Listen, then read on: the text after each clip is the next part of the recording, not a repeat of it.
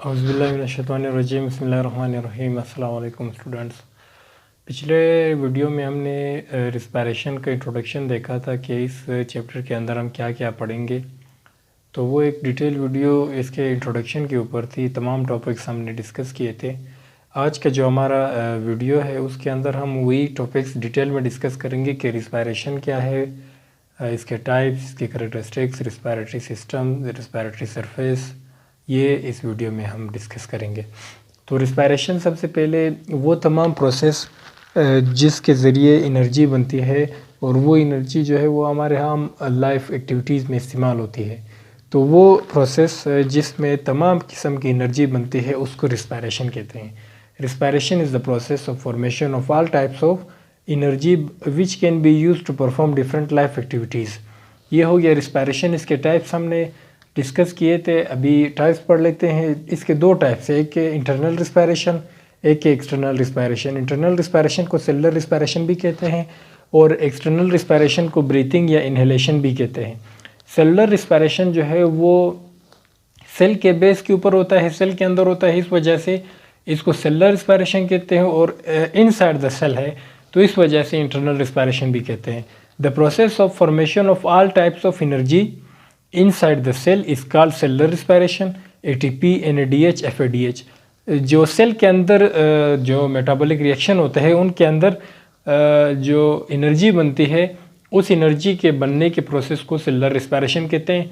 Breathing और external respiration या inhalation ये एक फिज़िकल प्रोसेस है। जिस तरह हम सांस लेते हैं और फिर सांस को वापस बाहर निकालते हैं, ये इसको जो है ब्रीथिंग कहा जाता है। Process of inhaling oxygen, oxygen का आप अंदर अपने अंदर ले जाते हैं, लंग्स के अंदर ले जाते हैं और फिर कार्बन डाइऑक्साइड को बाहर निकालते हैं, इसको कहते हैं ब्रीथिंग या एक्सटर्नल रिस्पायरेशन।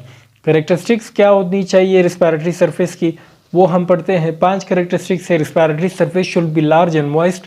लार्ज क्यों होना चाहिए और मॉइस्ट क्यों होना चाहिए, इसके रीज़न ये है कि जो बाहर इन्वायरमेंट होता है वो या तो ठंडा होगा या गर्म होगा। अंदर जो इन्वायरमेंट है उसका टेम्परेचर तो कांस्टेंट है, 37 डिग्री है। तो अगर ज़्यादा होगा, मतलब कि गर्म होगा बाहर का हवा या ठंडा होगा बहुत ज़्यादा, तो उसको क्या करेगा, ये जो लार्ज इसका होना है रिस्पायरेटरी सरफेस का, वो इसको 37 डिग्री पे लाएगा।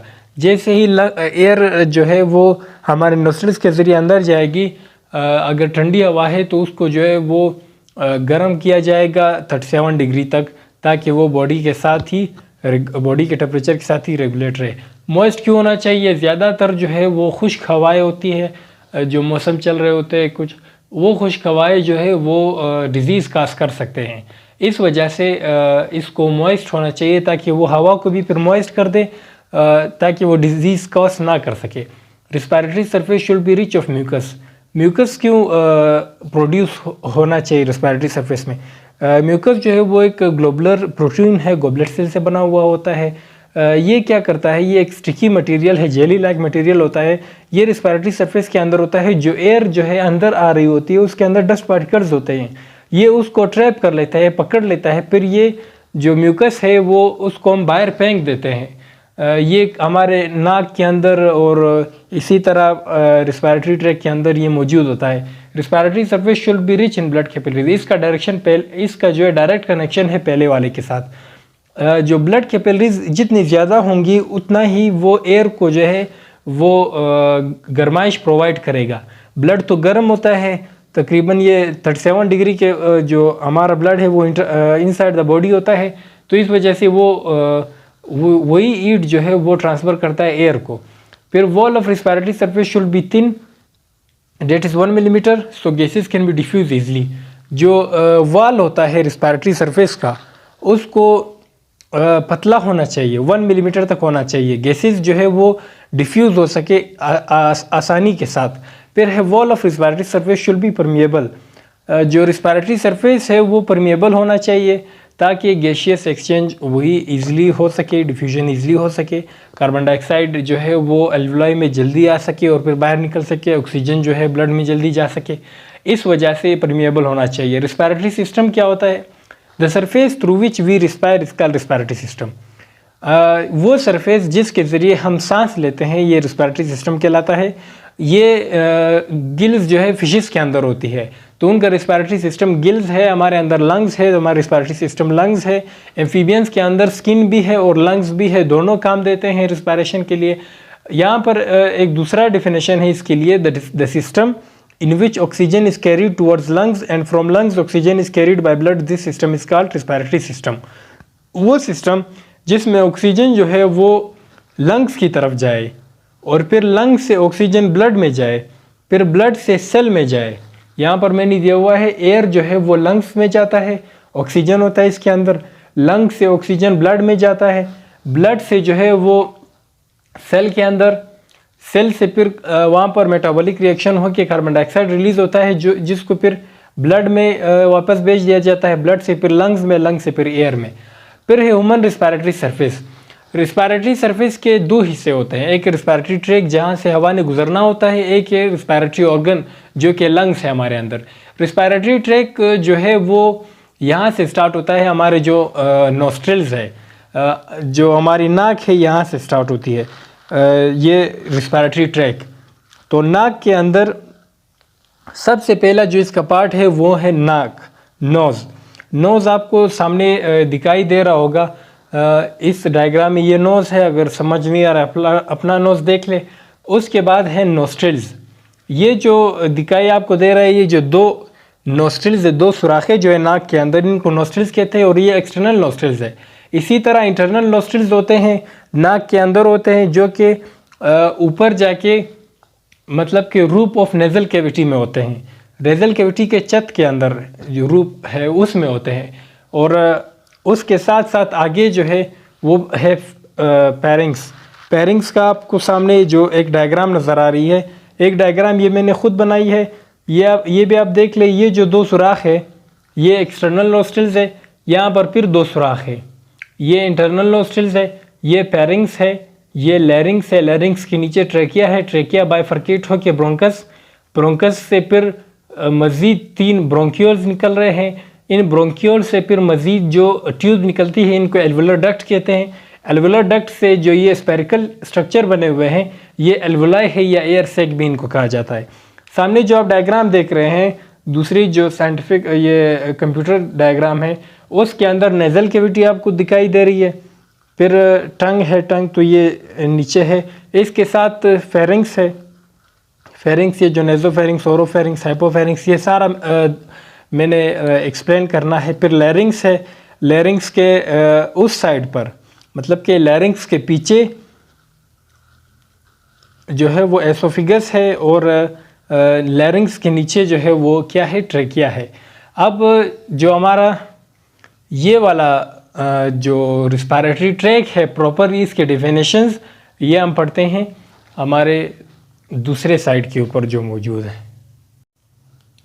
जी। तो यहाँ पर है नोज़, नोज़ के अगेन वो पिक आपको दिखाई दे रही है, ये नोज़ है, ये वो वाइड हिस्सा है रिस्पिरेटरी ट्रैक का जिसको बाहर से देखा जा सकता है। हम जो सांस है वो नोज़ के ज़रिए इनहेल करते हैं। It is one of the visible it is only visible part of respiratory tract, we inhale air by nose. ये तो हो गया नोज़। उसके बाद है एक्सटर्नल नोस्ट्रिल्स जो कि आपको पिक्चर में दिखाई दे रही है। We have a pair of nostrils by which air comes, ये एक्सटर्नल नोस्ट्रिल्स हो गई। ये आपको अब नेक्स्ट जो है वो है nasal cavity. Nasal cavity, the cavity present inside the nose is called nasal cavity. ये जो पिक आपको दिखाई दे रही है इसके अंदर नेज़ल कैविटी है। ये पूरी कैविटी जो खाली जगह है, जो गैप है, ये नेज़ल कैविटी कहलाता है और इसको वेजिटिब्यूल भी कहते हैं।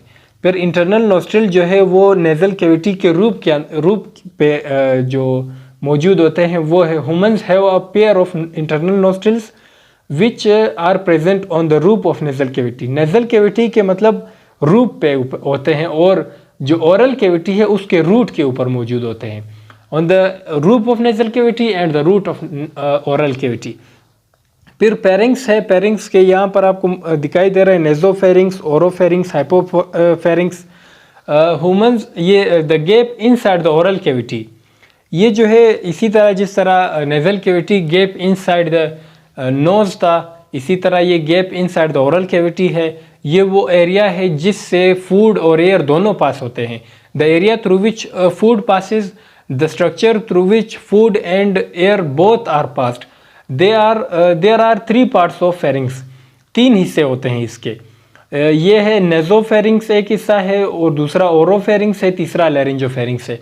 नेजोफेरिंग्स वो हिस्सा होता है जो कि नेजल कैविटी के साथ होता है। नेजल के ये फेरिंग्स जो है वो नेजल कैविटी की तरह पीछे होता है। जो नेजल कैविटी के पीछे जो हिस्सा आ रहा है उसको नेजोफेरिंग्स कहते हैं। फिर उसके नीचे ओरल कैविटी के पीछे जो हिस्सा आ रहा है उसको ओरोफेरिंग्स कहते हैं। फिर लैरिंजोफेरिंग्स या हाइपोफेरिंग्स, हाइपोफेरिंग्स इस वजह से कहा जाता है कि ये सबसे नीचे वाला हिस्सा है फेरिंग्स का, और लैरिंजोफेरिंग्स इस वजह से कहा जाता है कि ये लैरिंग्स के ऊपर है। तो लैरिंजोफेरिंग्स या हाइपोफेरिंग्स ये भी इसका हिस्सा है। जो तीसरा आपको दिखाई दे रहा है लैरिंग्स, आल्सो कॉल्ड है साउंड बॉक्स, इसको साउंड बॉक्स भी कहते हैं। क्यों इसको साउंड बॉक्स कहते हैं? इसके अंदर पेयर ऑफ वोकल कॉर्ड्स होते हैं। ये जो वोकल कॉर्ड्स होते हैं ये वाइब्रेट जब करते हैं तो साउंड प्रोड्यूस होती है, इस वजह से इसको साउंड बॉक्स कहा जाता है।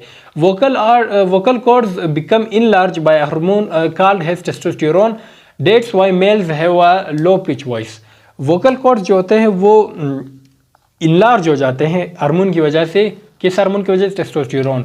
ये जो टेस्टोस्टेरोन है ये मेल्स के अंदर प्रोड्यूस होता है, इस वजह से जो लो पिच वॉइस है ना मेल की, वो टेस्टोस्टेरोन के रिलीज होने की वजह से, वोकल कॉर्ड की इनलार्ज होने की वजह से है। मेल के अंदर वोकल कॉर्ड जो है वो मोटा होता है, इस वजह से इनकी वॉइस जो है वो भारी होती है, लो पिच वॉइस होती है। ग्लोटिस क्या होता है? लैरिंग्स के जो कैविटी है ना उसको ग्लोटिस कहते हैं। एपिग्लोटिस क्या होता है? ये एक कार्टिलेज होता है, a lid like structure which prevent the entry of food in larynx. Lid like structure जिस तरह ये है, ये इस तरह का स्ट्रक्चर होता है, कार्टिलेज से बना होता है। ये लैरिंग्स है और ये एसोफिगस। ये एसोफिगस जो है खुराक की नाली होती है, लैरिंग्स जो है वो हवा वाला रास्ता होता है जो कि ट्रेकिया के अंदर जाता है, ट्रेकिया पे ख़त्म होता है। तो ये जो लैरिंग्स है ना, इसके ऊपर फिर जब आप खाना खा रहे होते हो और खाना जो है वो आप नीचे भेज देते हो तो ये स्ट्रक्चर जो है वो लैरिंग्स को बंद कर देता है, और खाना जो है इसके ऊपर होते हुए एसोफिगस के पास जाके वहाँ से होते हुए स्टमक में जाता है, बजाय इसके कि लैरिंग्स में जाए। अगर लैरिंग्स में चला जाए तो खुदा न खास्ता इससे निमोनिया हो सकता है। लैरिंग्स में इसी वजह से नहीं जाता। और कभी कभी जब हम पानी पीते हैं तो कुछ कतरे जो है वो लैरिंग्स में चले जाते हैं, उसके बाद हम खांसते हैं, खांसना शुरू करते हैं, जिसकी वजह से वो पानी के वेपर्स जो वापस बाहर आ जाते हैं। अगर खुदा न खास्ता ये लंग्स तक पहुंच गए तो हमें निमोनिया हो सकता है। फिर है एडम्स एप्पल। ये एडम्स एप्पल जो है वो जो पिक में आपको दिखाई दे रही है, ये रेड सर्कल के अंदर, ये मेल के अंदर होता है। Adam's apple is a feature of human, mostly male neck. Adam's apple is a feature of human neck and there is a protrusion formed by the angle of thyroid gland। ये जो है thyroid gland का एक angle की वजह से ये एक उबार निकलता है मेल्स के अंदर। तो ये एडम्स एप्पल जो है वो फीचर है ह्यूमन का, मोस्टली मेल का। ये एक उबार होता है, किसकी वजह से होता है? थायराइड के एक एंगल की वजह से होता है। ये लैरिंग्स को सराउंड करता है। फिर है ट्रेकिया। जो पिक आपको दिखाई दे रही है ये ट्रेकिया है, ये जो लंग्स के ऊपर है ये वाली ट्रेकिया है, ये वाली ट्रेकिया है, जिसको मैंने ये ट्रेकिया है। तो आपको साथ साथ दूसरे पिक में भी दिखाई दे रही है। It is also called wind pipe, इसको हवा का पाइप भी कहा जाता है क्योंकि इसके अंदर सिर्फ हवा होती है। अब तो लैरिंग्स की जगह पे तो अलग हो गए, लैरिंग्स के अंदर भी हवा आ रही होती है और विंड पाइप के अंदर, फेरिंग्स के अंदर दोनों होते हैं, फूड भी होता है और एयर भी होता है। Trachea is muscular and supported by C shape cartilage. Trachea के अंदर सी शेप कार्टिलेजेस होते हैं इस तरह के। ये ट्रेकिया है, सी शेप या रिंग शेप कार्टिलेजेस होते हैं, जो कि इसको इसने क्या किया होता है? सपोर्ट दिया होता है। ट्रेकिया इज मस्कुलर, ये मस्कुलर होता है और supported by C shape cartilage. This cartilage prevent trachea from blockage और collapsing. Trachea has 15 to 20 C shape cartilages. 15 से लेके 22 जो सी शेप कार्टिलेजेस होते हैं इसके अंदर. The size of trachea is 10 to 12 centimetre. या इस तरह के साइज में 10 to 12 है और इस तरह डायमीटर में जो है वो 2 सेंटीमीटर होता है. ट्रेकिया जो है वो and eight 5th thoracic vertebrae. जो 5वीं वर्टिब्री है ना thoracic, उसके ऊपर ये एंड करती है, यहाँ पर ख़त्म हो जाती है. फिर ये बाइफरकेट होती है ब्रोंकस के अंदर. ये जो ये है बाइफरकेट होते हैं इनके अंदर. ये ब्रोंकस है, ये दो यहाँ पर. ये ब्रोंकस क्या होता है? ये भी मस्कुलर ट्यूब होते हैं और इसको भी सपोर्ट किया होता है कार्टिलेज ने, लेकिन उसमें सी शेप कार्टिलेज होता है, इसमें फ्लैट शेप कार्टिलेज होता है. इसके अंदर जो कार्टिलेजेस है ये इस तरह है ना, इसके अंदर कार्टिलेजेस इस तरह होते हैं, इसने सपोर्ट किया होता है. तो प्लेट शेप कार्टिलेजेस ने सपोर्ट किया है. Human has 2 bronchus each carry oxygen 2 lungs. ये 2 हो गए, एक लंग में जाता है, दूसरा दूसरे लंग में जाता है. फिर है the first bronchus is called primary bronchus from which secondary bronchus arise. From secondary bronchus tertiary bronchus arise. ये फिर इसी तरह डिवाइड होते जाते हैं और डिवाइड होते जाते हैं. Primary bronchus, secondary, tertiary. फिर है ब्रोंकियोल्स. ब्रोंकियोल्स जो आपको अभी पिक दिखाई दे रही है, उसके अंदर ये लंग्स का एक हिस्सा जो है उसको, लंग्स के एक हिस्से को जूम किया हुआ है, उसमें आपको ब्रोंकियोल्स दिखाई दे रहे हैं. ब्रोंकियोल्स क्या होते हैं? ये स्मॉल ट्यूब होते हैं which are muscular and do not contain cartilage. इसके अंदर कार्टिलेज नहीं होती. इस ब्रोंकियोल से कार्टिलेजेस ख़त्म हो जाती है. ब्रोंकियोल्स में कार्टिलेज नहीं होती. Bronchioles are made of smooth muscle. ये स्मूथ मसल से बने होते हैं जी. तो the diameter of bronchioles is less than 1 centimetre. Bronchioles का जो डायमीटर होता है वो 1 सेंटीमीटर से भी कम होता है. फिर है एल्वुलर डक्ट. एल्वुलर डक्ट जो आपको, दीज आर स्मॉल ट्यूब्स. ये ब्रोंकियोल से भी होते हुए, ये ब्रोंकियोल्स हो गए, यहाँ से भी होते हुए ये जो छोटे छोटे ट्यूब्स हैं ब्रोंकियोल से जो निकल रहे, ये एल्वुलर डक्ट कहलाते हैं. These are small tubes which carry oxygen from bronchioles to alveoli. ये ब्रोंकियोल से एल्वुलाई तक ऑक्सीजन पहुंचाते हैं. ये आपको यहाँ पर भी दिखाई दे रहा है जो दूसरा डायग्राम है सामने. फिर है एल्वुलाई. ये जो गोल स्पेरिकल स्ट्रक्चर्स है ये एल्वुलाई कहलाते हैं. ये एयर सैक भी इसको कहा जाता है, हवा की तेले. ये है they are also called as air sac. Alveoli are attached with blood capillaries that exchange gases. इसके साथ फिर ब्लड कैपिलरीज अटैच होती है. ये ब्लड कैपिलरी हो गई, ये इस तरह ब्लड कैपिलरीज इसके साथ अटैच होते हैं. ये गैसियस एक्सचेंज में काम आता है. मतलब each lung have 350 million alveoli. एक लंग के अंदर 350 मिलियन एल्वुलाई है. 350 मिलियन एल्वुलाई है. तो दोनों लंग्स के अंदर कितने हो गए? 700 एल्वुलाई.